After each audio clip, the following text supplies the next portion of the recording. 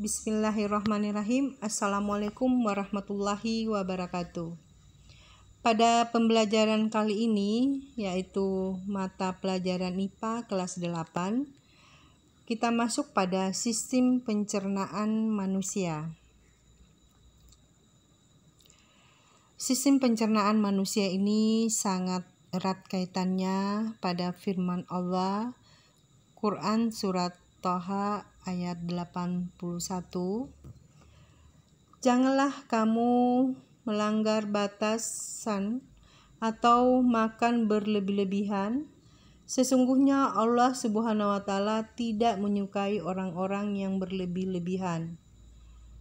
Kemudian berhubungan erat juga dengan Quran Surat Al-A'raf ayat 31.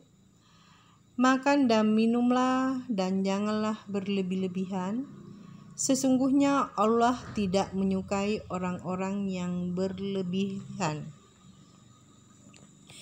Baik, yang pertama yang kita akan bahas pada sistem pencernaan manusia ini yaitu nutrisi. Faktor yang mempengaruhi kebutuhan energi seseorang ada 4. Yang pertama yaitu dilihat dari usia, kemudian jenis kelamin, dan aktivitas manusia tersebut.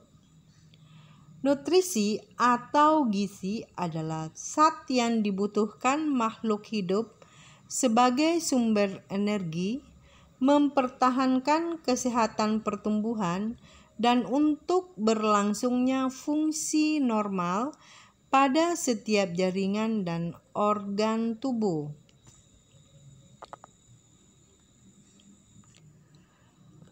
Ada 6 nutrisi yang diperlukan oleh tubuh manusia.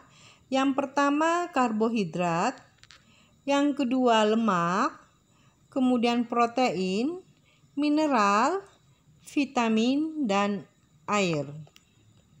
Baik, kita akan bahas satu persatu. Yang pertama adalah karbohidrat. Karbohidrat ini berguna sebagai sumber energi tubuh atau sumber energi yang paling utama. Contohnya yang ada pada nasi, gandum, jagung, singkong, sagu, kentang, roti, dan ubi-ubian. Itu adalah semua tergolong contoh karbohidrat. Kemudian yang kedua lemak. Fungsi lemak yaitu pertama menyediakan energi, melarutkan vitamin D, E, dan K, menyediakan asam lemak esensial bagi tubuh manusia. Contohnya yang ada pada ikan, alpukat, dan biji-bijian. Protein. Fungsi protein yaitu penghasil energi, pertumbuhan dan pengganti sel yang rusak, pembuat enzim dan hormon, pembentuk antibodi. Ini pada protein ada yang terdapat pada daging, ikan, telur, dan susu. Kemudian vitamin. Vitamin dikelompokkan menjadi 2 bagian. Yang pertama yaitu vitamin yang larut dalam air. Contohnya yang ada pada vitamin B dan C. Kemudian yang kedua, vitamin yang larut dalam lemak. Vitamin apa saja? Yaitu vitamin A, D, E, dan K. Khusus vitamin D dapat terbentuk ketika kulit terkena sinar matahari karena di dalam tubuh ada provitamin D. Nih, pada tabel ini terdapat beberapa macam vitamin, manfaat, dan sumbernya.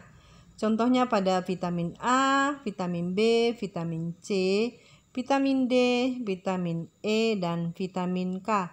Masing-masing mempunyai manfaat dan sumber. Saya ambilkan contoh satu, yaitu pada vitamin A. Manfaatnya menjaga kesehatan mata, meningkatkan sistem kekebalan tubuh, pertumbuhan tulang, dan menguatkan gigi. Sumbernya dari mana? Yaitu ada pada susu, hati, selera, sayuran seperti wortel, ubi jalar, labu, dan buah-buahan. Nah, itu contoh salah satu dari vitamin, yaitu vitamin A ya. Kemudian mineral. Nih, mineral. Apa sih fungsinya? Mineral berfungsi dalam proses pembangunan sel, membantu reaksi kimia tubuh, mengangkut oksigen ke seluruh tubuh, dan pembentukan dan pemeliharaan tulang. Nih, ada di sini terdiri mineral itu ada kalsium, fosfor, kalium, kemudian sodium, besi, lalu yodium dan seng. Ini masing-masing punya kegunaan dan punya sumber, ya. Kemudian yang terakhir bagian air nih. Air sangat penting bagi kehidupan atau sangat penting dibutuhkan oleh tubuh karena mempunyai fungsi diantaranya pembentuk sel dan cairan tubuh, pengatur suhu tubuh, pelarut zat-zat gizi lain, membantu proses pencernaan makanan, pelumas dan bantalan, media transportasi, media pengeluaran, sisa metabolisme. Kemudian bagian B, tadi kan bagian A nutrisi, sekarang bagian B. Struktur dan fungsi sistem pencernaan makanan pada manusia. Nih, makanan diproses dalam tubuh melalui 4 tahap. Ada yang pertama ingesti. Yang mana yang dimaksud ingesti di sini yaitu pada saat memasukkan makanan ke dalam mulut. Di dalam mulut ini dikelola atau digigit, diremas, kemudian dihancurkan, kemudian dilanjutkan dengan digesti, dicerna di dalam pencernaan. Kemudian absorpsi, penyerapan. Jadi makanan yang kita makan yang ada di dalam tubuh ketika dia sudah di dalam, maka akan diserap kembali oleh tubuh. Yang mana yang diserap yaitu makanan yang dibutuhkan. Ketika makanan tidak dibutuhkan lagi, maka akan keluar yang disebut dengan defekasi atau pengeluaran. Nih. Pencernaan makanan terbagi atas 2 macam. Ada yang dinamakan pencernaan mekanis dan ada yang dinamakan pencernaan kimiawi. Nah, di mana terjadi ketika pencernaan mekanis? Yaitu terjadi ketika makanan dikunyah, dicampur, dan diremas. Pencernaan mekanis salah satu contohnya terjadi di dalam mulut, yaitu pada saat makanan dihancurkan oleh gigi. Lalu yang kedua ada pencernaan kimiawi. Di mana terjadi pencernaan kimiawi? Yaitu pada terjadinya reaksi kimia yang menguraikan molekul besar makanan menjadi molekul yang lebih kecil. Pencernaan kimiawi pada proses pencernaan biasanya dilakukan dan dibantu oleh enzim-enzim pencernaan seperti enzim amilase pada mulut. Nih, ini organ pencernaan utama. Jadi, yang mana yang dimaksud organ pencernaan utama? Yang pertama ada mulut. Ini kita lihat gambar, ini mulut. Kemudian kerongkongan atau kerongkongan ini sering disebut dengan esofagus ya. Ini kerongkongan. Kemudian lambung. Nih, ini lambung ya. Nah, kemudian usus halus. Nih, usus halus ya. Lalu usus besar. Nih, usus besar.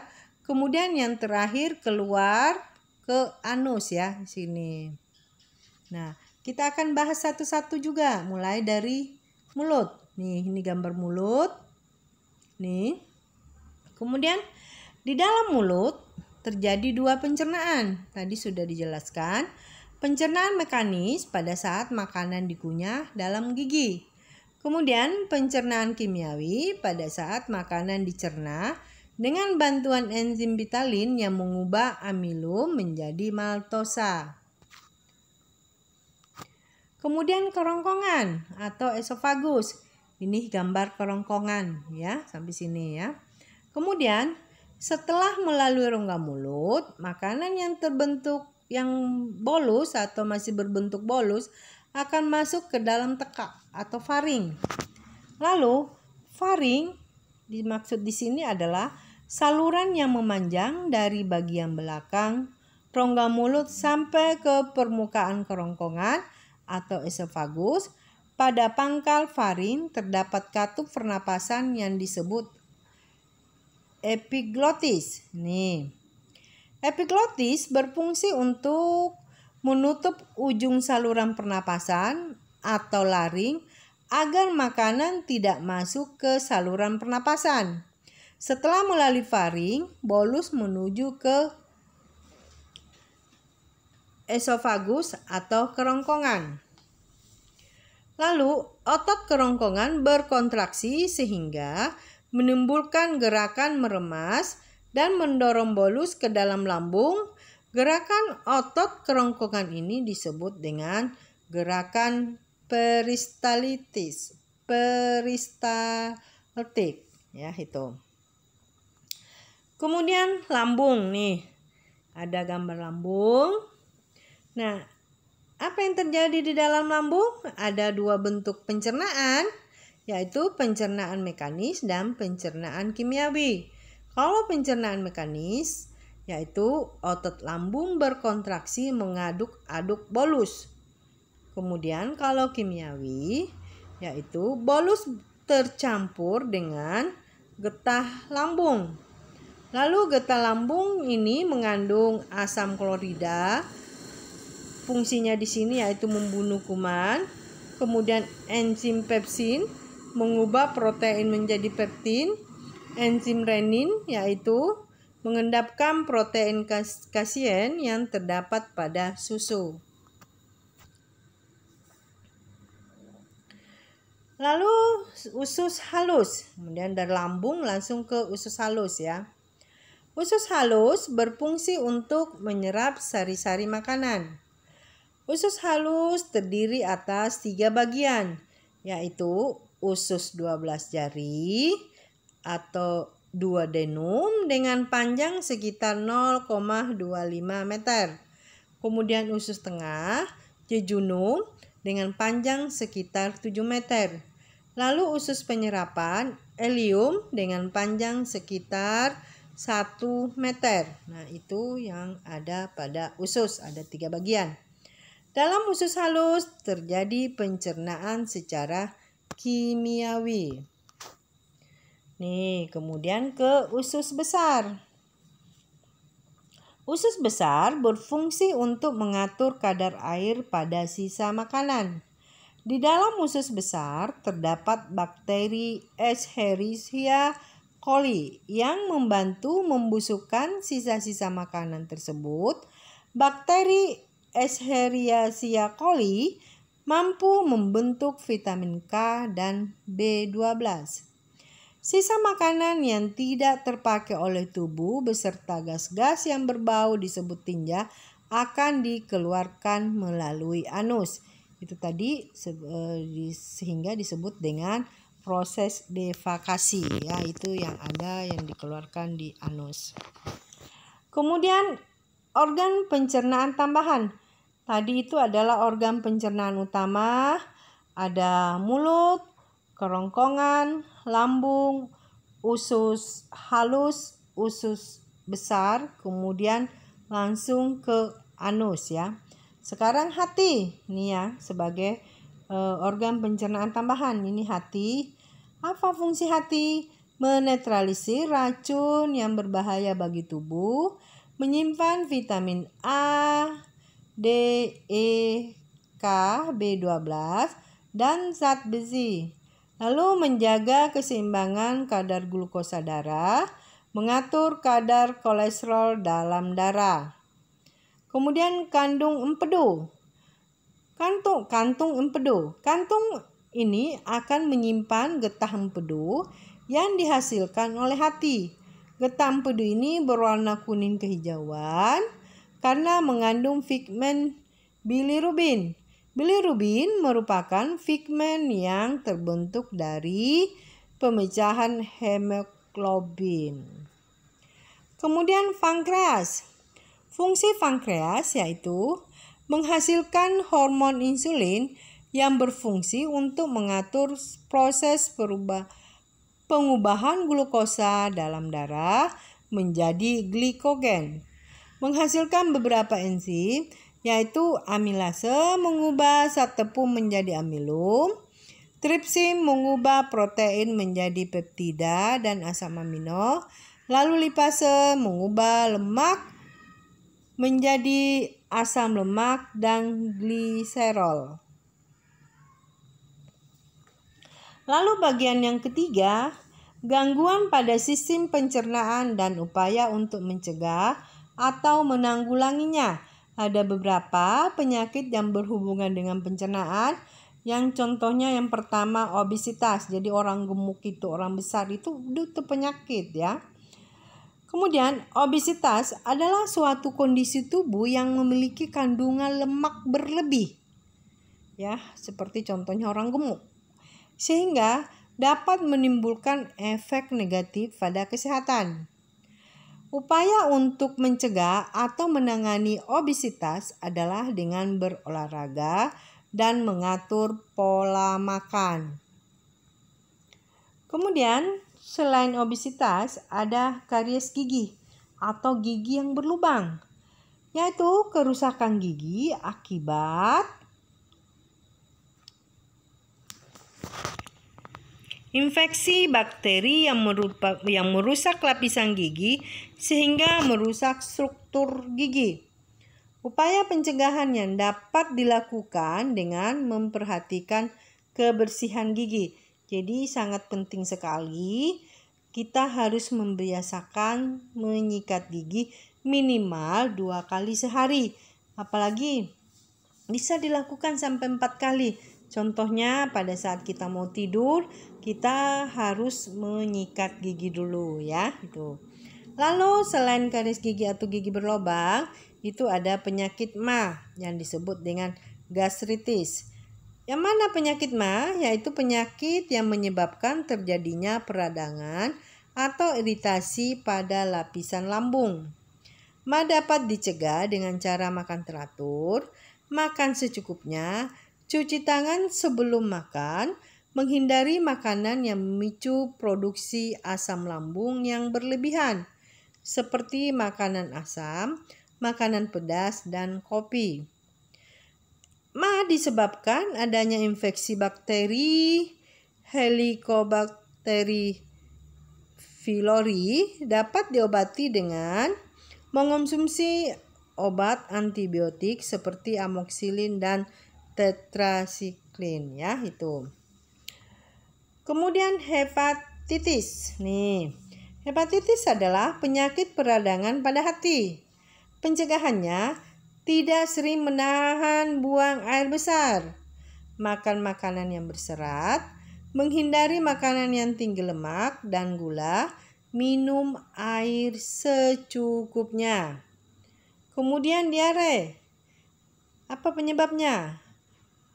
Diare adalah penyakit pada saluran usus besar yang disebabkan oleh infeksi bakteri dan protozoa seperti Entamoeba coli. Pencegahannya dengan menjaga kebersihan makanan yang dimakan, cuci tangan sebelum makan, minum air yang dimasak atau air yang kemasan yang higienis, dan jagalah kebersihan diri dan lingkungan.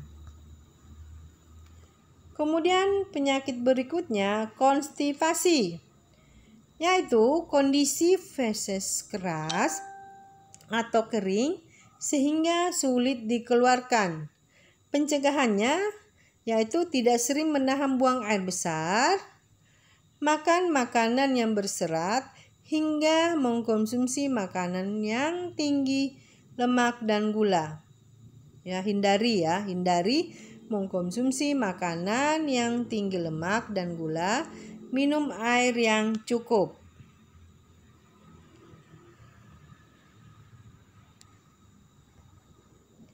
Kemudian gejala kekurangan vitamin.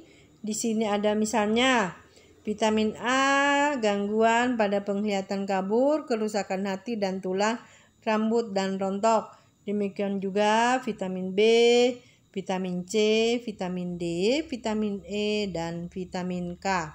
Itu sudah ada gangguannya, maka itu yang dibahas di sini mulai dari vitamin A, B, C, D, E, dan K ya. Lalu gejala kekurangan mineral. Apa gejalanya kalau kita kurang mineral? Misalnya kurang kalsium. Gangguannya yang kita alami keterlambatan pertumbuhan dan kehilangan massa tubuh. Nih, massa tulang ya, massa tulang. Nih kita lihat mineral apa saja. Ada kalsium, fosfat, magnesium, natrium, besi, yodium, dan seng ya. Itu ada semua gangguannya ya, yang disebabkan oleh kekurangan mineral tersebut. Nah, demikianlah penjelasan kali ini. Mudah-mudahan bermanfaat. Saya akhiri. Wassalamualaikum warahmatullahi wabarakatuh.